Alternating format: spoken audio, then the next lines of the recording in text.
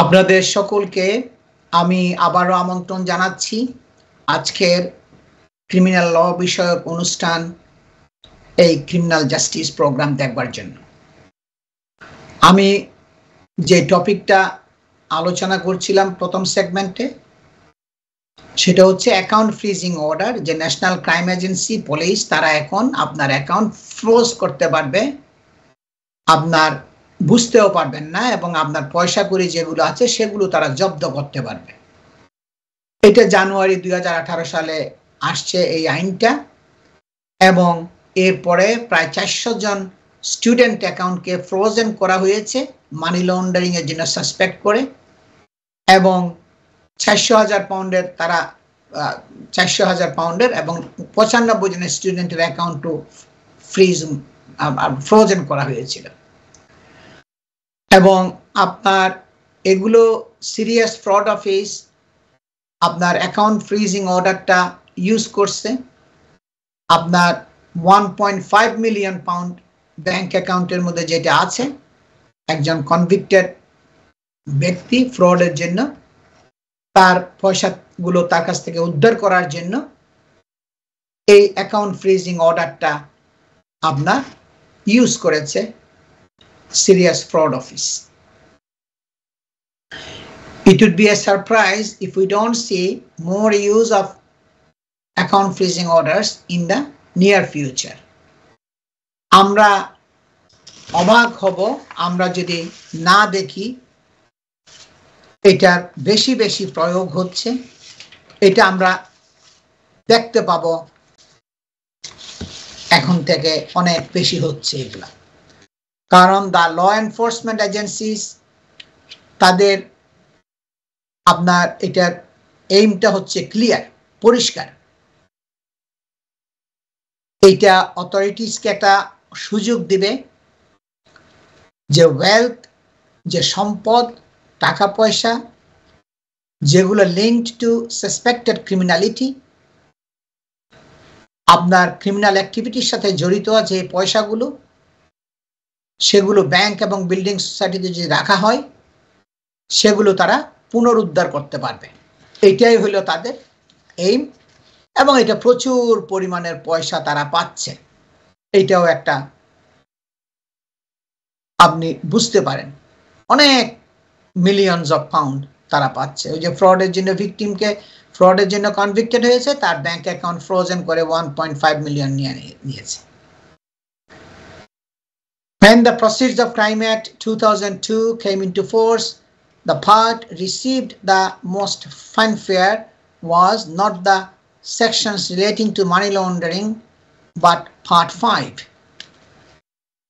আপনার যখন Proceeds of Crime Act, এটা হইলো খুবই মানি লন্ডারিং এর জন্য মূল আইন।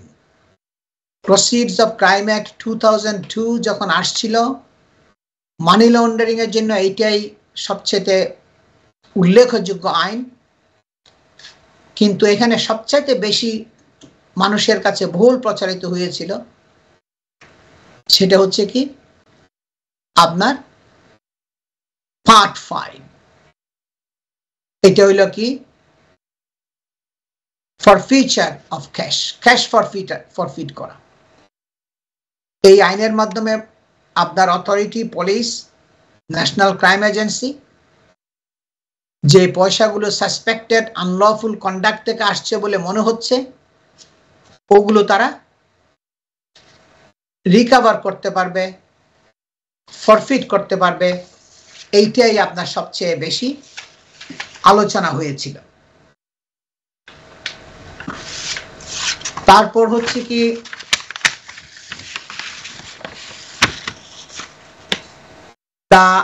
The amendments introduced under the Criminal Finance Act 2017 সালের যে আরেকটা আপনার ওইখানে আরো অনেকগুলো আপনার পরিবর্তন আসছে। ওই পরিবর্তনগুলোর মধ্যে আসছে হচ্ছে কি ক্রিমিনাল ফাইন্যান্স অ্যাক্টের মাধ্যমে এটা পার্টিকুলার অ্যাটেনশন দেওয়া হয়েছিল আনএক্সপ্লেইনড ওয়েলথ অর্ডারের উপরে, যে আপনার অনেক সম্পদ আছে এবং এই সম্পদের বর্ণনা আপনাকে দিতে হবে। আপনি সম্পদের উৎস কি, কোত্থেকে আপনার সম্পদ অর্জন করেছেন, এই সম্পদের উপার্জনের অর্থের উৎস কোথায়, সেটা আপনাকে এক্সপ্লেইন করতে হবে। আনএক্সপ্লেইন ওয়েলথ অর্ডার, ওই আইনের মাধ্যমে 2017 সালের যে অ্যাক্ট, ক্রিমিনাল ফাইন্যান্স অ্যাক্ট, ওইটার মাধ্যমে আসছে।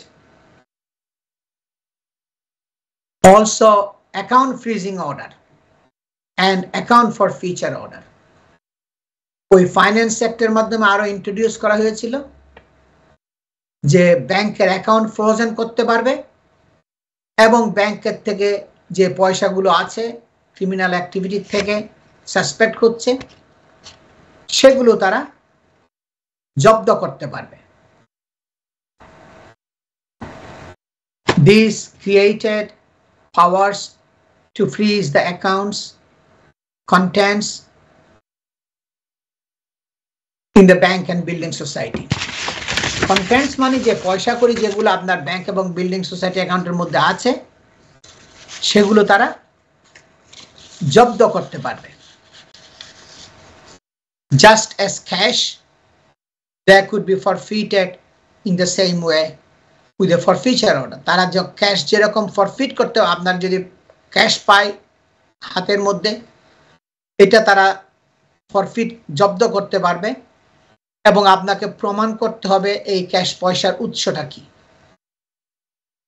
একইভাবে তারা ব্যাংক অ্যাকাউন্টের পয়সাটাকেও তারা ফ্রোজেন করতে পারবে, জব্দ করতে পারবে এবং আপনাকে প্রমাণ করতে হবে পয়সাটা কোত্থেকে আসছে, পয়সার উৎসটা কি, এটা আপনাকে প্রমাণ করতে হবে। As a result, it is not just cash that can be the subject of summary for future. এখন শুধু ক্যাশ আপনাকে তারা যে জব্দ করতে পারবে, শুধু ক্যাশ না, মানি যেটা আছে ব্যাংক অ্যাকাউন্টের মধ্যে সেটাও করতে পারবে। আপনার ল, ইংল্যান্ড এন্ড ওয়েলসের ল যেটা, এটা এখন makes it possible for a senior enforcement officer, HM revenue and customs officer, police officer, serious fraud office, আপনার ফাইন্যান্সিয়াল ইনভেস্টিগেটর, ম্যাজিস্ট্রেটস কোর্ট, এদেরকে পাওয়ার দিয়েছে আইনগতভাবে তারা এখন ক্যাশ ফরফিট করতে পারবে, ক্যাশ জব্দ করতে পারবে, ব্যাংক অ্যাকাউন্টের মধ্যে পয়সা থাকলে সেটাকেও জব্দ করতে পারবে। The officer can do this if he or she has reasonable grounds to suspect that monies held in an account are either recoverable property or property obtained through unlawful conduct. তারা যদি or intended by any person for use in unlawful conduct, তারা যদি মনে করে কি যে পয়সা যেগুলো আসছে এগুলো আসছে একটা অবৈধ কার্যকলাপ থেকে,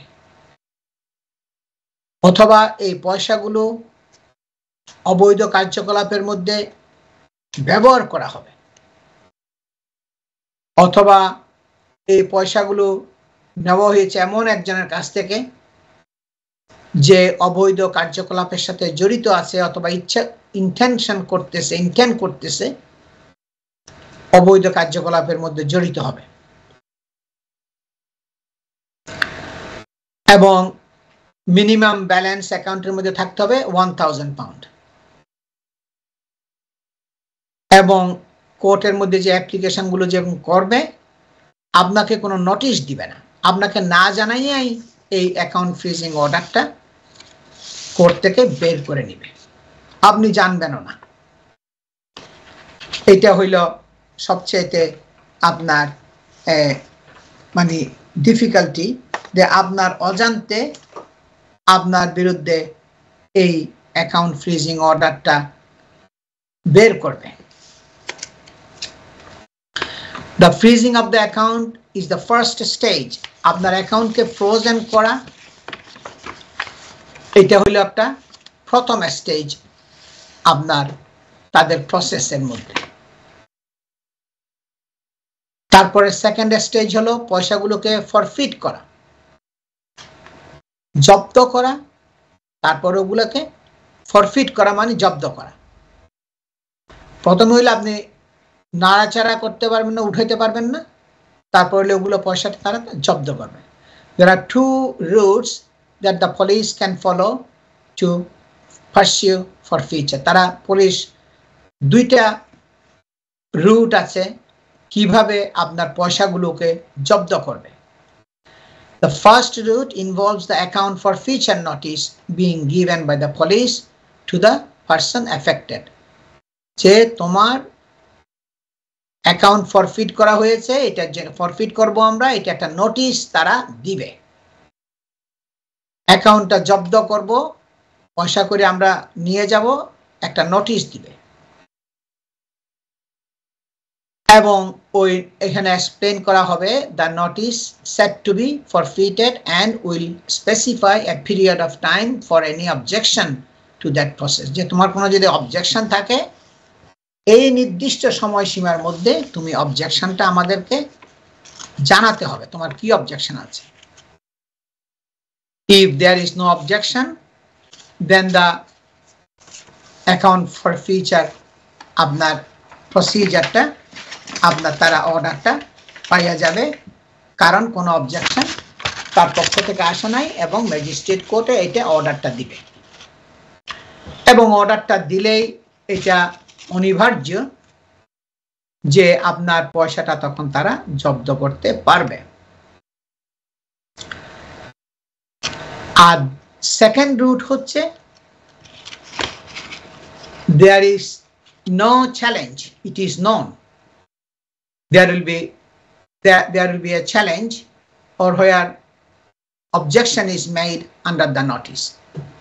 তখন সেকেন্ড রুট হচ্ছে কি, আপনি অবজেকশন করছেন যে আপনার পয়সা জব্দ করেছে, নোটিশ যখন পাইছেন আমি অবজেক্ট করতেছি, তোমরা এই পয়সা নিতে পারবে না, এটা আমার পয়সা, আমার বৈধ পয়সা, আমি এটা চ্যালেঞ্জ করতেছি।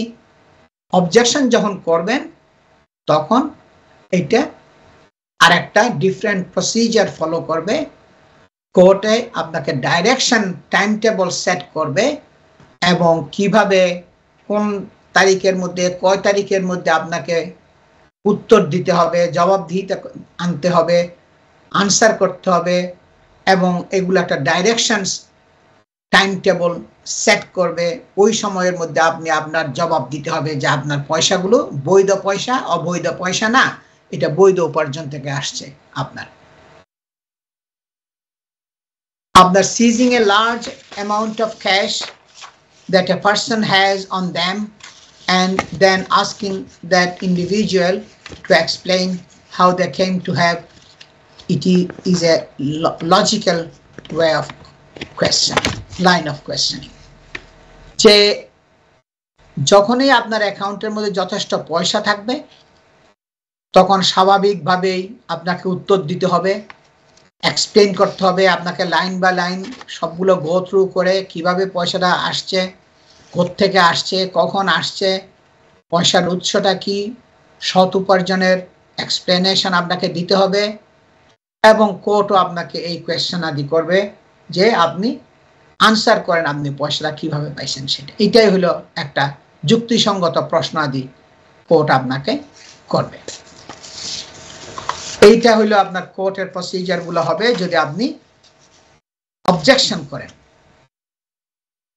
There can be little doubt that এখানে কোনো সন্দেহ নাই যে এই যে criminal finance act gives the authorities great power, এই আইনটা একটা বিশাল একটা পাওয়ার দিয়েছে অথরিটিকে, এতে কোনো সন্দেহ নাই। enabling them to act on any of thousands of suspicious activity reports generated each year by banks and building societies. Bank এবং বিল্ডিং সোসাইটি হাজার হাজার সাসপিশিয়াস রিপোর্ট করতেছে এই পয়সাগুলো আমাদের মনে হচ্ছে একটা ডাউটফুল পয়সা, এই পয়সাগুলো সাসপিশিয়াস, এগুলো ইনভেস্টিগেট করা উচিত। এই ডাউটগুলো সাসপিশনগুলো রিপোর্ট করতেছে, হাজার হাজার রিপোর্ট ব্যাংক থেকে, বিল্ডিং সোসাইটি থেকে হচ্ছে। And it looks exceedingly likely that this law will be in very frequent use in the very near future. এবং এখানে কোনো সন্দেহ নাই এই আইনটা অনেক অনেক বেশি ব্যবহার করা হবে ফিউচারের মধ্যে, নিয়ার ফিউচারে। কারণ এতে অনেক আপনার ইন্টারেস্ট ইনভলভ আছে। মেইন কথা হচ্ছে ইললিগাল পয়সা, তারা ফ্রডুলেন্ট অ্যাক্টিভিটিসের পয়সা, আনলফুল অ্যাক্টের পয়সা, তারা এটা আপনাকে রাখতে দিবে না, এটা তারা রিকভার করবে। এটাই হলো মেইন উদ্দেশ্য। এই জন্য যখনই আপনার পয়সা জব্দ করবে, আপনার অ্যাকাউন্ট যখন ফ্রোজেন করে দিবে, তখন আপনি দেরি করতে পারবেন না। আপনাকে সহসা আপনি ওয়েট করতে হবে। আপনি একটা নোটিশ পাবেন পুলিশের কাছ থেকে যে তোমাদের পয়সাগুলো আমরা অ্যাকাউন্টগুলো ফ্রোজেন করেছি, জব্দ করেছি, পয়সা এখান থেকে উঠাতে পারবে না। একটা নির্দিষ্ট সময় আপনাকে দিবে, ওই সময়ের মধ্যে আপনাকে এক্সপ্লেইন করতে হবে যে আপনি পয়সার উৎস কিভাবে উপার্জন করেছেন সেটা। ওই সময়ের মধ্যে ওটা যদি না দিতে পারেন তাহলে তারা এটা জব্দ করে ফেলবে। আর আপনি যদি না করেন, একদম কোনো অবজেকশনে না দেন, তখন তো অটোমেটিক্যালি তারা কোর্ট থেকে ফর ফিউচার অর্ডার, এই পয়সাটা জব্দ করার অর্ডার কোর্ট থেকে তারা নিয়ে নিবে বিনা অবজেকশনে। আর যদি অবজেকশন করেন না, এটা আমার বৈধ পয়সা, তখন কোর্ট বিভিন্ন ডাইরেকশনস, টাইম টেবল সেট করবে এবং আপনাকে আপনার কারণাদি দর্শাতে হবে, এক্সপ্লেইন করতে হবে। এইগুলো হইল নতুন আইন আসছে। আরো একটা আসছে আপনার আনএক্সপ্লেইন ওয়েলথ অর্ডার। এটাও আসছে 2018 সালে জানুয়ারিতে।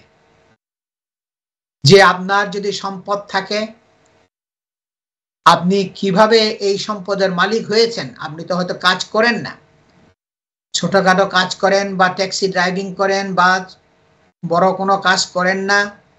মনে হচ্ছে যে আপনার কোনো সীমিত আয় দিয়ে এই মিলিয়ন পাউন্ডের বাড়ির মালিক হওয়া সম্ভব না। এই যে বাড়ির মালিক কিভাবে হলেন, পয়সার উৎসটা কি, সেটা আপনাকে এক্সপ্লেইন করতে হবে। এগুলো খুবই ড্রাকোনিয়ান কেস, খুবই জটিল কেস। এগুলোতে আপনার খুব দক্ষতা সম্পন্ন, আমি করেছি অনেকগুলো, এগুলো আপনার অভিজ্ঞতা সম্পন্ন। আমাদের অনেক কমিউনিটির মানুষেরা হিমশিম খাইয়া যায়, কারণ এখানে প্রচুর কাগজপত্র আদি আপনাকে জোগাড় দিতে হবে, এগুলো এক্সপ্লেইন করতে হবে। পয়সাটা কোন দিক থেকে আসছে, কোথায় গেছে, কার কাছে জমা হয়েছে, কেন জমা হয়েছে, সব এক্সপ্লেনেশন আপনাকে দিতে হবে। আর আনএক্সপ্লেইন ওয়েলথ অর্ডারটা হচ্ছে এটা আরেকটা, এটা সিভিল পাওয়ার ইউকে এনফোর্সমেন্ট এজেন্সিকে দেওয়া হয়েছে টু হেল্প দেম আইডেন্টিফাই, তাদেরকে হেল্প করার জন্য, আইডেন্টিফাই করার জন্য, যে ইনভেস্টিগেট করার জন্য। তারা ইনভেস্টিগেট করতে পারবে, আইডেন্টিফাই, শনাক্ত করতে পারবে এবং তদন্ত করতে পারবে এবং জব্দ করতে পারবে প্রপার্টিকে, যেই প্রপার্টিগুলো তাদের সন্দেহ হচ্ছে আপনার ক্রিমিনাল অ্যাক্টিভিটি থেকে আসছে।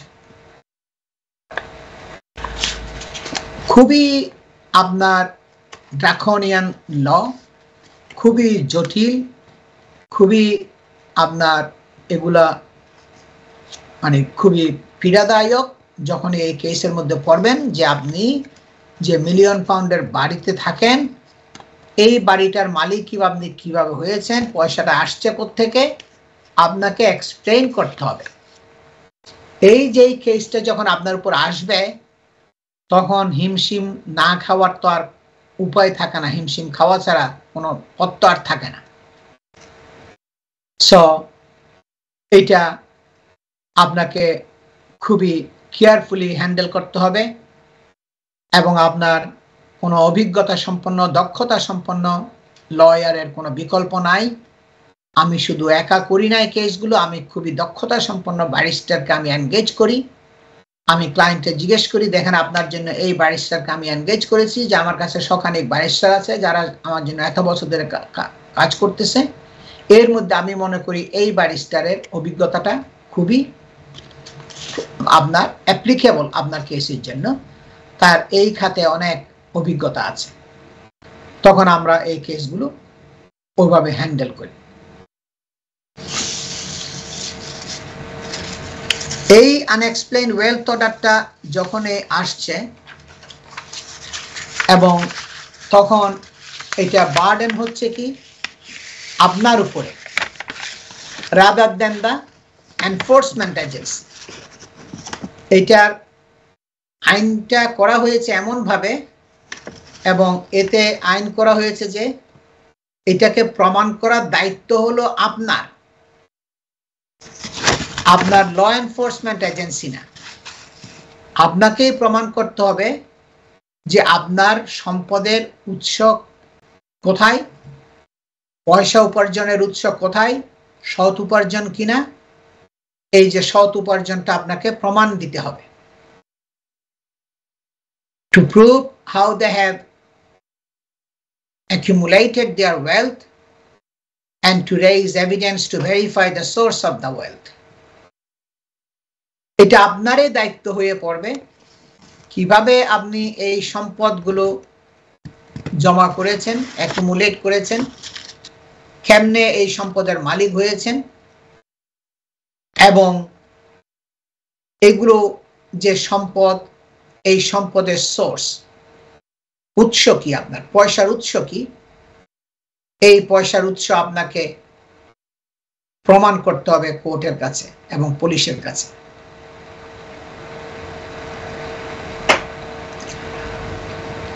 এই আনএক্সপ্লেইনড ওয়েলথ অর্ডারটা কেন দরকার, কেন এটা করা হয়েছে, এটা অনেক কারণ আছে। It is often difficult for agencies to prove how individuals obtain their wealth. They are based overseas or where ownership of the assets are very complex. তারা বিদেশে থাকে এবং সম্পদের মালিকানাটার মধ্যে অনেক জটিলতা আছে, তারা দেশে থাকে না। সুতরাং ল এনফোর্সমেন্ট এজেন্সির জন্য এটা ডিফিকাল্ট হয়ে যায় প্রমাণ করা তার পয়সার উৎসটা কোথায়, কিভাবে সে পয়সাটা অর্জন করেছে। এবং under this circumstances it is evidentially onerous to arrest and charge the individual with a criminal offense.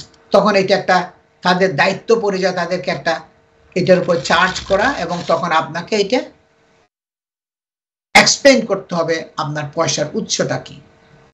এই সমস্ত circumstances it is evidentially onerous to arrest and charge the individuals with a criminal offense. তখন আপনার দায়িত্ব পড়বে এগুলো সম্পদের উৎসটা কোত্থেকে এক্সপ্লেইন করা অথরিটির কাছে সমস্ত এভিডেন্স দিয়ে। আমি শর্ট আরেকটা ব্রেকে যাচ্ছি। আমি আজম এন্ড কো সলিসিটরস এর প্রিন্সিপাল সলিসিটর শফিউল আজম এই আনএক্সপ্লেইনড অব্যক্ত সম্পদের বর্ণনা, যে আপনি কিভাবে সম্পদের মালিক হয়েছেন, আমি আরো এগুলা এই নতুন আইনটা আসছে ক্রিমিনাল ল এর মধ্যে, আমার সাথেই থাকুন। আমি একটা শর্ট ব্রেকে যাচ্ছি এখন।